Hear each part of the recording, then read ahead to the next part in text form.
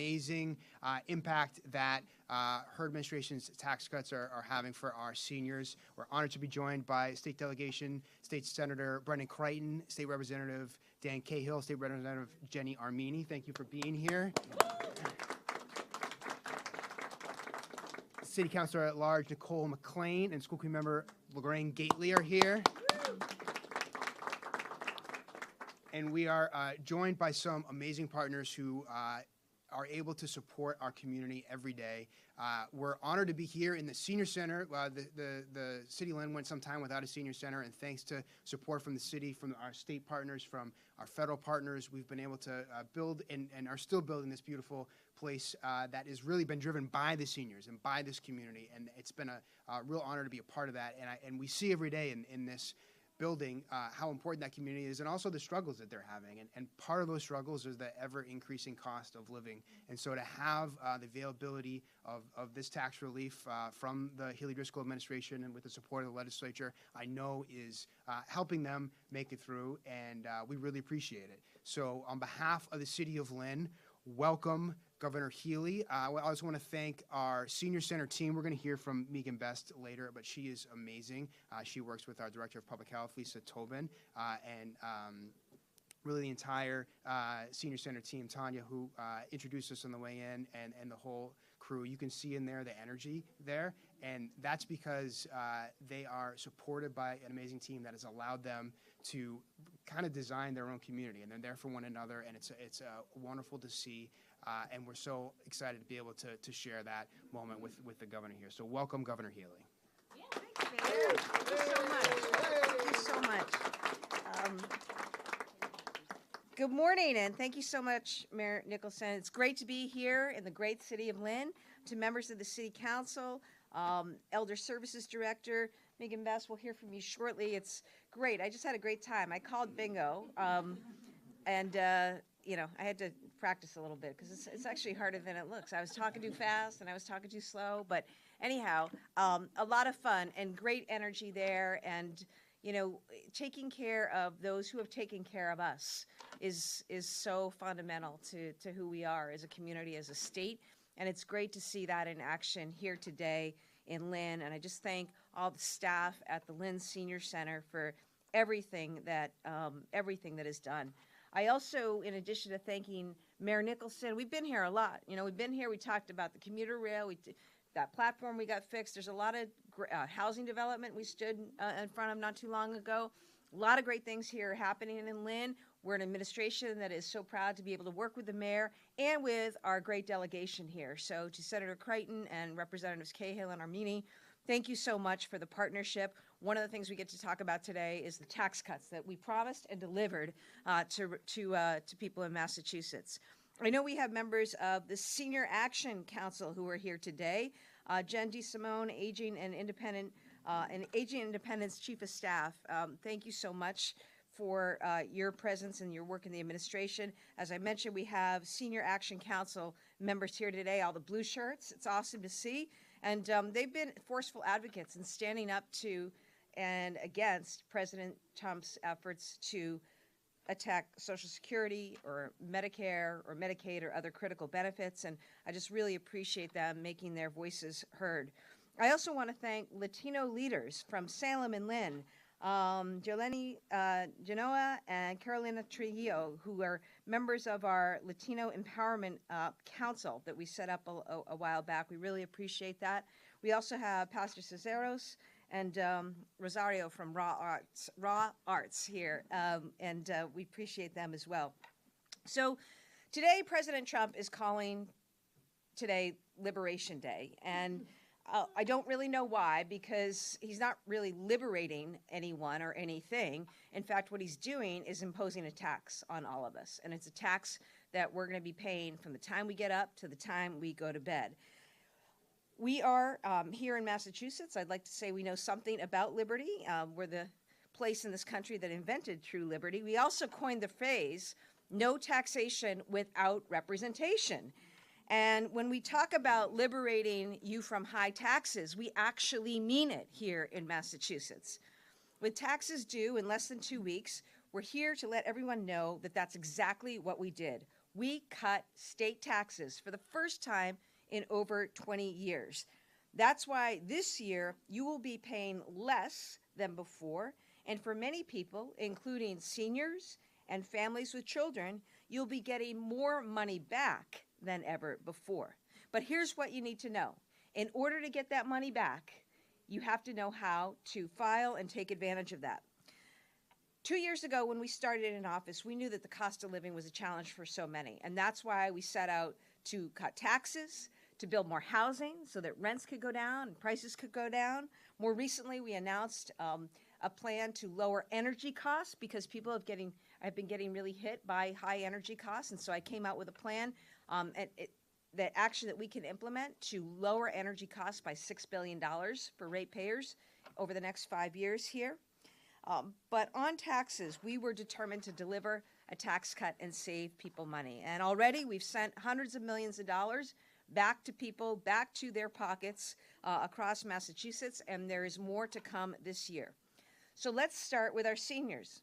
If you are 65 or older, you can get a tax credit to help with your housing costs. It's called the Senior Circuit Breaker. When we took office, the maximum amount that you could get was $1,200. In this day and age, with rents and mortgage payments what they are, it isn't enough. So we doubled it. And this year, with inflation, you can get over $2,700 back, over $2,700 back in your pocket if you qualify. Last year, more than 64,000 seniors took advantage of that credit. They've got an average of $1,000 more back than they did in the past. And so we want people to take advantage of this year as well. Families, anyone with a child out there or a dependent at home, when we took office, you could get a $180 credit for up to 2 children or dependents in your family. That wasn't enough, and it didn't make any sense. You know, if I was a family of 5, it didn't make any sense to have a cap for just 2 kids, and you couldn't get credit for the other 3 kids who are costing you money every single day, and you want to be able to buy them sneakers and clothes and food and all that, right? So here's what we did. We raised it, and now our child and family tax credit is $440 per child or dependent adult. And you get that for every single child or adult that you care for. No cap. What this means is now Massachusetts families get the largest child tax credit in the entire country. So if you have 2 kids, you'll be getting back $880. If you have 3 kids, you'll be getting back $1,320, where before you only got $630 back. Your credit will be increasing by nearly $1,000. That's real money. Same thing if you care for a dependent adult in your house. You don't have to do any extra paperwork. All you have to do is file your taxes.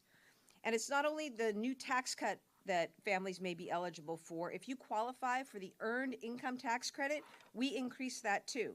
Last year, that bump alone gave an extra $250 to over 326,000 families. With 2 or 3 children, you could now be looking at a combined federal and state credit close to $10,000. We also cut the estate tax, so if your home has gone up in value, you won't be taxed as much for passing that on to others in your family. And we increased the credits that businesses use to provide employee benefits, like train passes, student loan forgiveness, apprenticeship training, and more. Look, Massachusetts is the greatest state in this country. We're number 1 for education, number 1 for healthcare, number 1 for innovation. We are the safest state in the country. Lowest rate of gun deaths, traffic deaths, second highest in life expectancy. Safest drinking water in the country. We're also ranked the best place to have a baby and to raise a family. But affordability is an issue that people around Massachusetts and around this country struggle with. So we are laser focused on making life more affordable for people here in Massachusetts. We started cutting taxes. It's worked. We're going to continue to work on this. I just want to make sure that people take advantage of this. I'll also remind you, we put in place for the first time ever a low-income fare discount on the MBTA. I mentioned what we're doing around housing, and I just want to give a shout out to Lynn, because with the tax credit that we also did in that package that was filed and signed, we increased housing production in gateway cities like Lynn by 600% in just the last 18 months alone. We made school meals, breakfast and lunch, cost-free, remember? We made it affordable for families, more affordable for families to go to our state colleges and universities. We're putting more money into primary care and into mental health. And we recently launched that new energy affordability agenda to lower high gas and electric bills that everybody's been dealing with. So we're going to keep going, but my message to everyone this week is please visit mass.gov/tax cuts and take advantage of the ways to get more money back for your families, whether you're a senior, whether you've got kids or dependents at home, whether you're a small business owner, whether you're a student or a renter. There are ways for you to save, get more money back in your pocket. We want to put more money back in people's pockets. I now would like to invite Megan Best to say more about the fantastic seniors that I just got to spend time with here at the center. Megan.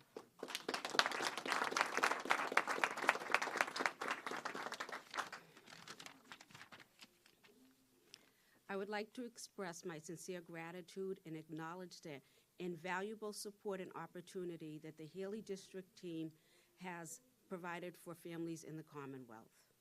As a member of the Massachusetts Grandparent Commission and the Director of a Council on Aging, I have witnessed the profound impact of Governor Healey's legislative initiatives for families' financial security.